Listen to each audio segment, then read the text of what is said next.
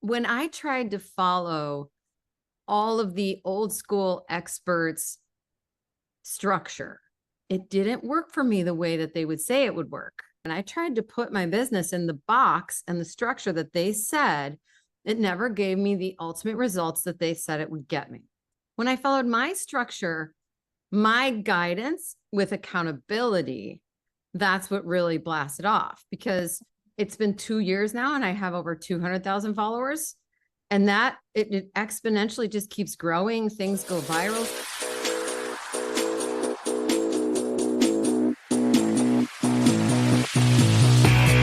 Welcome to Creating Powerful Impact. I'm your host, Shay Wheat, and today's conversation is one that blends soul with strategy in the most authentic way.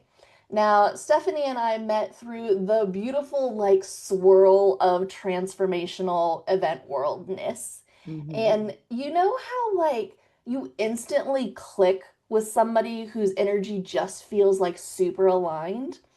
Well, that's what it was like with Steffani. We crossed paths at an event and quickly realized we shared a deep passion for helping women rise with clarity, confidence, and heart. So I knew I had to have her on the show today. Now, she's a best-selling author, a soul strategist, and the force behind the Soul Happy movement. She's not only built a powerful business helping women live in alignment, she's done it by trusting herself over the experts. And today we're diving into how she did it.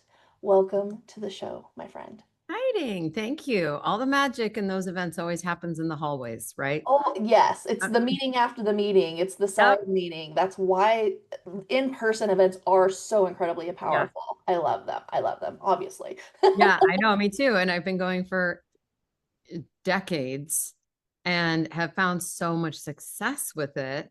I just share this with you because this is so aligned with what we're talking about here. I go to those events not to see what I can get, but to see what I can give. Like I go with the thought of how can I serve? Show me where to be and who to meet to serve the most people in the most way. And then I meet someone like you, who's like the exact event producer that I need when I'm launching my next book. And Lisa Nichols introduced us. And like, I do end up receiving a lot of incredible connections and networking. But that's not why I go.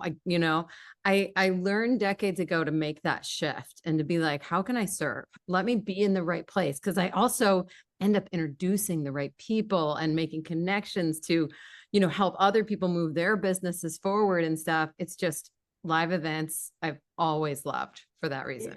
Yeah. And I mean, you tend to find a lot of soul family at events. Like friends that you hold on to for a lifetime that don't live anywhere near you, that you keep connecting at these magical events over and over. And I have some deep personal relationships with people that I met at one event in like 2012. And I've seen maybe 2 or 3 times through the last, 15 years. And I'm as close to them as I am to some of the people that live here in my town. Yeah. Amazing. Yep. I love it. I love it. Now, you actually work with women who want, quote unquote, more. How do you actually help them define what more is in a way that's actually sustainable? Well, I think women have a problem. Most women have a problem where they say, I don't know what I want. And the first way that I help them is to identify that that's a story. Like, I don't know what I want. I don't know what I want is a story that will play out in your life and you will forever not know what you want. So I really work with a lot of stories because that's one of our 5 power tools that help us create our thoughts, our words, our feelings, our beliefs, and our stories, the 5 power tools. So if our stories create and we're like, I don't know what I want, I've got my kids and they're growing up and they're moving out of the house and I just don't know. You've got to stop with that story because that story is limiting you. So I help them identify that story and turn that story around. Like, that's an easy one to actually turn around. You knew what you wanted to put on your body this morning. You knew what you wanted to eat. You knew where you wanted to go last weekend. You knew who you wanted to marry. You knew, so you do know what you want. Oh yeah, I do know. Okay. Now we start flexing the dream muscle. of wanting, of knowing what we want. And then we start planting the seeds of wanting more. Because I feel like women in general have that calling for more. They want to live their fullest soul experience. Like we're very like sixth sensory people, right? We have guidance, we have a stronger connection to our intuition and to something higher, whether you call that God or universe or source or light, love, whatever. Like we're more connected to that. And so we have desires, but we haven't flexed the muscle in order to allow ourselves to really want more. So it's like, I want to be more grateful. I want to be more present. I want to be, more fulfilled. I want to show my kids more what's possible in life. They all have that more, but there's also more, like you might want more soulful experiences. You might want more big epic travel, but you haven't allowed yourself to. So I do think more is designed very uniquely to every one of us. Some people want more and they want to simplify. They don't want more cars and more homes and more, we not all of us want that. I believe we can want that. It's our birthright to want that if we do, and to have it if we want it. But also people want to simplify and they're like, I don't want another car and house. That's okay. What do you want? More creative outlet, more time in nature, more present moments with the people you love the most. So we identify the limiting beliefs. We identify what it is more that they want that's very unique to them. And then I help them with the strategies and tools that they need in order to get it. Do you ever have somebody that's like, I would like to have more, but I don't know what more looks like, and I think my more muscle is broken. Yeah, very, very, very common. And, I used to do one-on-one coaching. That was like when I started my business in 2012, I was like, be all end all. I want 5 one-on-one clients and that's it. I've arrived and I'll never do anything else. And when I had these one-on-one clients, I was doing the same thing with each one of them and walking them through some of the same things. And I started to notice, okay, I can create this as a course. But when I got them together in the first group coaching, when they started seeing other women flex that muscle of wanting more, they were like, oh, and I can see her wanting more out of her relationship with her husband, from her physical fitness, from her career. And I want her to have that. And I know that she deserves that. And when they see that in a group of other women, then they start to go, oh, I can want more too. I Yeah. can want to be on that board and change something in a positive way. I can want for my kids to go to a different school and actually make that happen because it's been a strong desire for a while. I can want better in my relationship. So for me, it's unlocking that within a community of women doing the same thing. It's like raises us up together. And it's Yeah. really powerful. I love that. Now, I know you also talk about how you've hired a lot of experts. Some Mm-hmm. worked, some didn't, Mm-hmm. but nothing worked as well as following your own inner guidance. What would you say are some business systems or structures that have helped support your intuition rather than kind of stifling it? Yeah, that's a good question. I mean, I hired all the experts, I would hire a business growth expert and I'd hire someone to help me like launch my first book and every bit of that I'm grateful for. And it helped me get to where I am, to where I was. And yet so many of these experts will sometimes say, I'm going to help you scale your business and you're going to go from, 6 to 7 figures in the next 90 days. Like there's a lot of that out there. When I tried to follow all of the old school experts' structure, it didn't work for me the way that they would say it would work. I mean, I was going to Brendan Burchard events 20 years ago and following the Jeff Walkers and the Russell Brunsons and I read every book and I followed every one of their things. And it didn't really work for me when I tried to put my business in the box and the structure that they said. It never gave me the ultimate results that they said it would get me. When I used my intuition and I followed that, so I would go along with them and we'd get flatlined certain amount of results and it would be fine. And when I would say with my team, you know what, I feel like I should try this. it would work better than where they got me. Yeah. And then I would go back to my team and say, it feels really fun to try this. And that would work well. And then I would get guidance on like, I'm going to do 2 reels a day, every day for 30 days. And this was before I didn't really want to do reels because I thought they were like too TikTok-y, like dare. I was like, I'm never going to do those. But my guidance said, just teach how you teach and figure out how to do it in 30 to 90 seconds. So I said to my team, hold me accountable to do 2 or more reels a day for 30 days. And then I did it. And my followers started growing from 1,000 to like 2,000. And like it wasn't like but one reel went pretty viral. And I was like, hey, this is cool. Right. And other people were telling me, oh, do this or do that, or you have to follow this trend and you have to roll on your side and then pop up and splash yourself with water and whatever. None of that would ever work for me. And I knew because I had such resistance to it, like, ew, that's not me. When I followed my structure, my guidance with accountability, that's what really blasted off, because it's been 2 years now and I have over 200,000 followers. And that it exponentially just keeps growing. Things go viral. A reel from 2 years ago is going viral again right now, like because I followed my intuition. I shoot my reels too, just because I know your clients, your podcast viewers are really into this stuff. I shoot my reels in the moment because it's more guidance. So the structure that works is listening to my own guidance, following it in the moment, and having a certain level of accountability in order to keep listening to my guidance and delivering on that.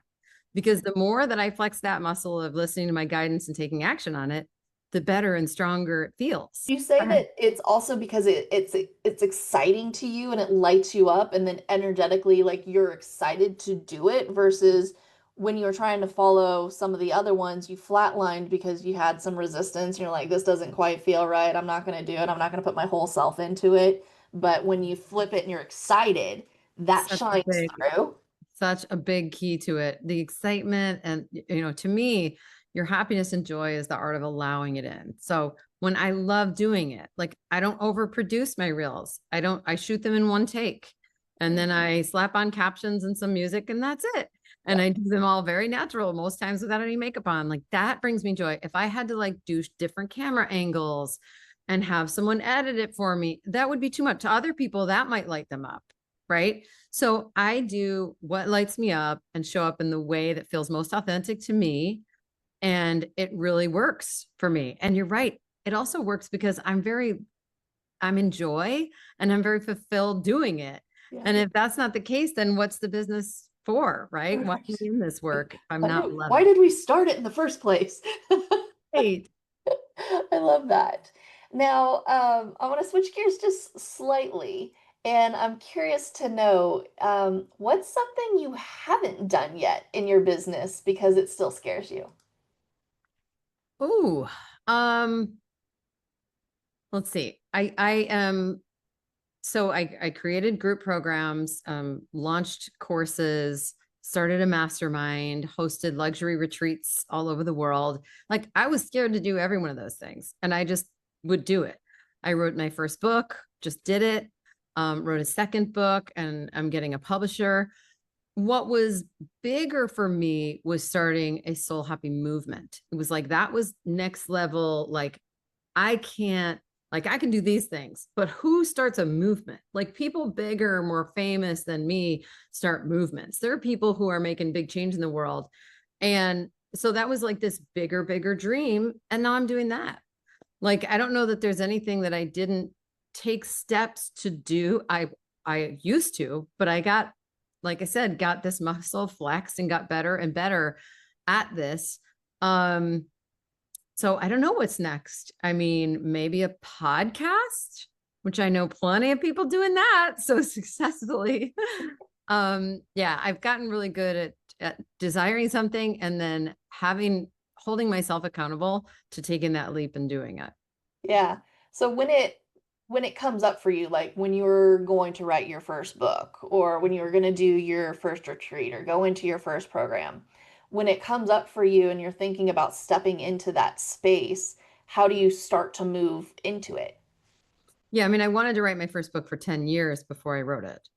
And I slowly gained the confidence by building my own confidence in myself and believing in myself. For me, one of the big pieces to that is doing hard things every day.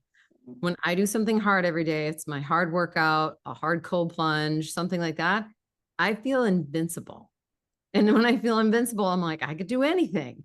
Right. And so I build up my confidence and I would look at other people who have done it. So pretty soon, after desiring to write a book, I knew 5 pretty close friends who had written books and became bestsellers on Amazon. And I was like, hey, if I can watch them go from A to Z, why can't I go from A to Z? Right. So both of those things, doing something hard every day, watching other people who have done it, finding all of the evidence to how important my message is, literally every day, looking for evidence, evidence, evidence. Oh, these new followers. Oh, I'm coaching these people. Oh, I got that text from that client who said, this has really helped her. Okay. I'm building up my confidence and my evidence.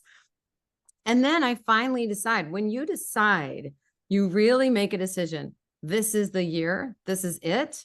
I signed up for like a long weekend book writers retreat and started the process. And then I picked the date that I was going to launch it. And I found an editor and I worked backwards from there. So Yeah. 10 years of wanting to write a book, but never doing it turned into a 2-month process. And my book was launched and complete and out there and sold thousands of copies right off the bat and done. It's in building up the confidence for me and then making the decision and the accountability around the decision. Like if I didn't pick the launch date, I would have never written my first book. Yeah. Right. If I didn't have accountability around a date to write the second book, it wouldn't be complete either.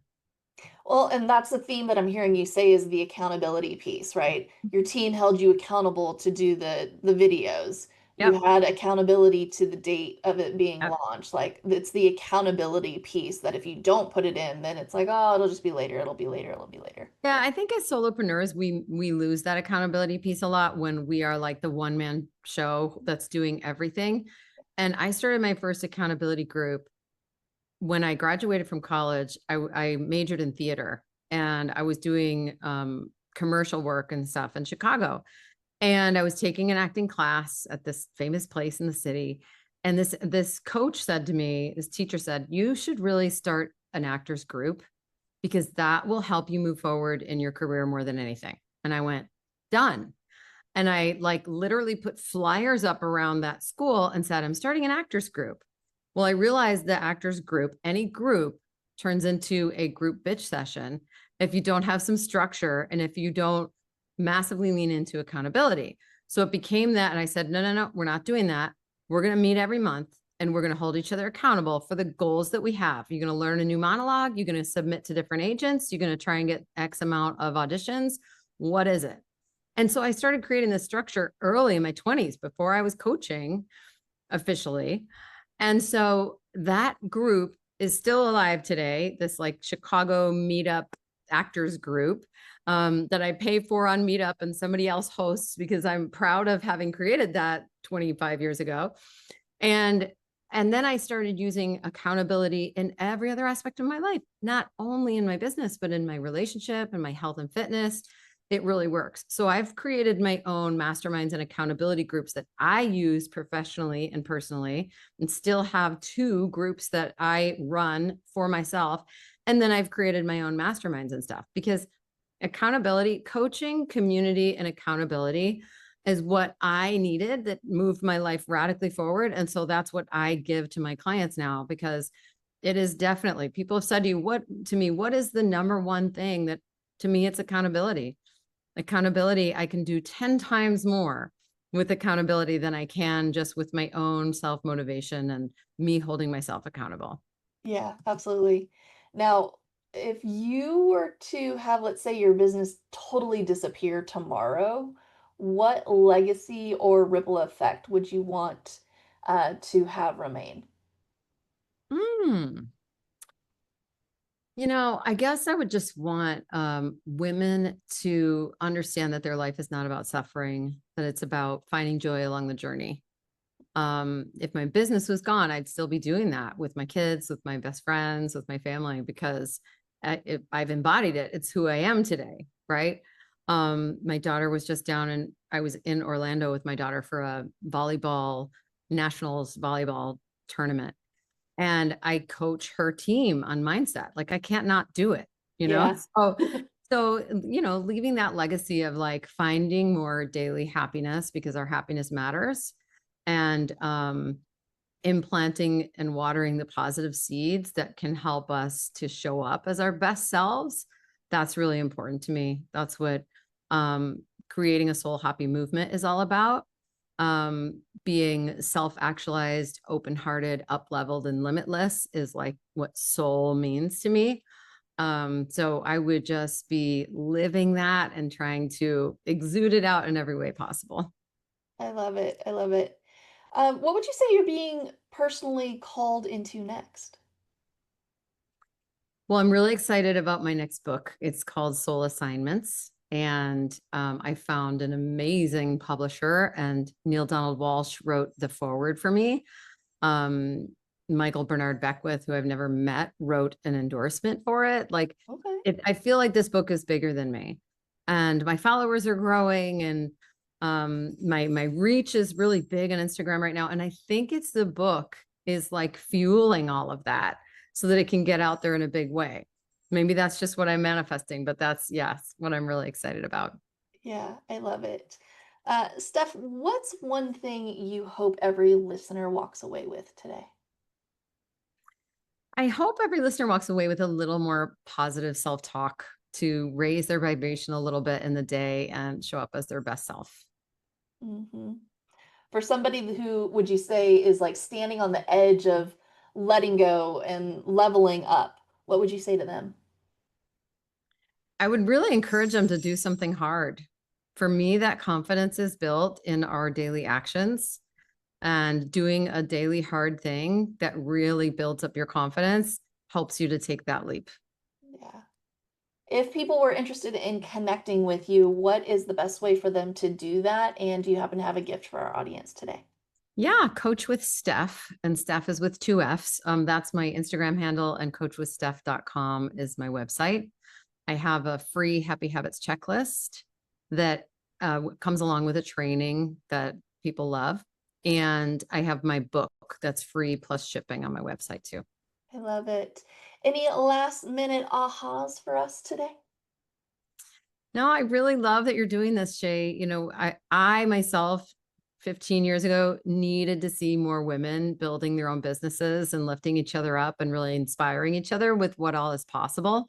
And I don't think we've anywhere touched close to the ceiling that is out there. And so I love that we're supporting each other to keep going, keep growing, keep showing up as our deepest, most, authentic selves, and living our soul's purpose. Like, that really is possible to live your soul purpose, the most fulfilling soul journey you could possibly have. So I appreciate that women are out there doing this. And thank you so much for doing it for so many women. Absolutely. And for those listening, please go ahead and head on over to coachwithsteph.com to dive deeper into her world, grab her free gift, explore her soul happy movement, and see what alignment can really feel like. And if today's episode gave you clarity, courage, or just made you exhale a little bit, please share it with a soul sister. Leave us a review and subscribe to Creating Powerful Impact. This is how we create legacy together. Thank you so much for joining us, and I'll see you on the next one. Take care. Thank you so much for listening to the Creating Powerful Impact podcast. If you are a successful coach, speaker, author, or thought leader who would like to be on this program, simply visit creatingpowerfulimpact.com/guest. If you are someone who got something out of this interview, would you please do me a favor and share this episode on social media? Just do a quick screenshot with your phone and text it to a friend or post it on your socials.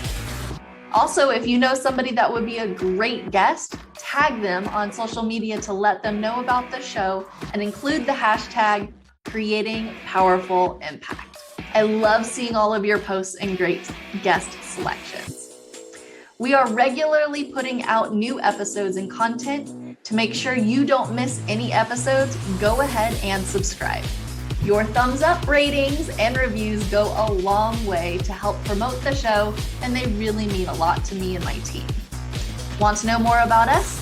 Head on over to our website, graceandeaseproductions.com, or follow me on LinkedIn, Facebook, or Instagram. Just look for Grace and Ease Productions on your favorite platform. Thanks for listening. We'll see you next time.